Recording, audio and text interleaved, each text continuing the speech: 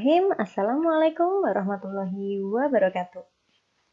Selamat pagi anak-anak, selamat belajar di rumah aja. Berjumpa kembali dengan Anisha Kusniadi.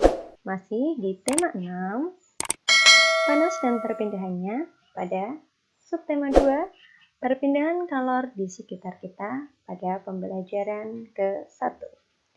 Dengan muatan bahasa Indonesia KD 3.3 dan 4.3, serta muatan IPA KD 3.6 dan 4.6. Yuk kita mulai belajar untuk hari ini ya. Tahukah kamu, media cetak mengandung berbagai informasi? Untuk dapat menjelaskan isi teks di dalam media cetak, perhatikan langkah-langkah berikut ini.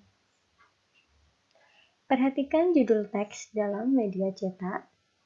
Bacalah teks dengan seksama. Temukan informasi penting beserta kata kunci dalam setiap paragraf. Jika kamu tidak mengetahui makna kata kunci tersebut, carilah di dalam Kamus Besar Bahasa Indonesia. Kamu bisa mendownload aplikasi KBBI melalui Google Play Store atau App Store melalui HP kamu, sehingga belajar lebih mudah.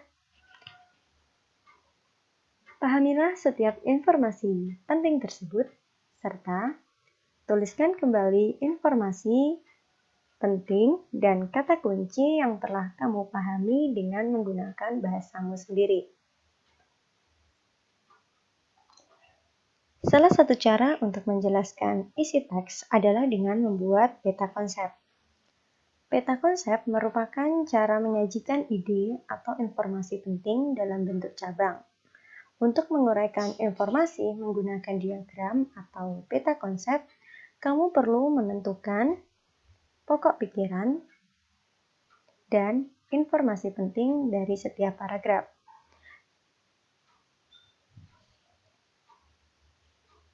Pokok pikiran terdapat dalam setiap paragraf pada teks yang disajikan. Umumnya, pokok pikiran di dalam suatu paragraf terkandung dalam kalimat pokok atau kalimat utama yang berada di awal paragraf. Kamu dapat membuat daftar pertanyaan untuk membantu menemukan informasi penting dalam teks dengan menggunakan kata tanya apa, siapa, di mana, kapan, mengapa, dan bagaimana. Berdasarkan informasi penting tersebut, kita dapat membuat sebuah kesimpulan dari isi teks media cetak. Kesimpulan dibuat dengan cara mengambil intisari dari informasi berdasarkan teks yang telah diuraikan melalui peta konsep. Berikut adalah cara-cara perpindahan kalor dalam kehidupan sehari-hari. Kalor berpindah dari tempat yang memiliki suhu lebih tinggi ke benda dengan suhu lebih rendah hingga tercapai keseimbangan suhu. Ada 3 cara perpindahan kalor, yaitu konduksi, konveksi, dan radiasi. Mari kita bahas satu persatu. Perpindahan kalor yang pertama adalah konduksi. Konduksi merupakan perpindahan kalor tanpa disertai perpindahan zat perantara. Konduksi ini disebut juga dengan hantaran. Contoh peristiwa konduksi dalam kehidupan sehari-hari antara lain, ketika tangan memegang cangkir berisi teh hangat, maka tangan kita tentu akan merasakan panas. Mencelupkan sendok logam ke dalam air panas, lama-kelamaan gagang sendok yang terbuat dari logam akan terasa panas. Penyebabnya adalah kalor dari air panas berpindah ke gagang sendok. Knalpot menjadi panas setelah mesin sepeda motor dihidupkan lama. Mentega akan meleleh di wajan yang sedang dipanaskan. Tutup panci akan terasa panas saat digunakan untuk memasak. Cara perpindahan kalor yang kedua adalah konveksi. Konveksi adalah perpindahan kalor melalui perantara, di mana zat perantaranya ikut berpindah. Konveksi disebut juga dengan aliran.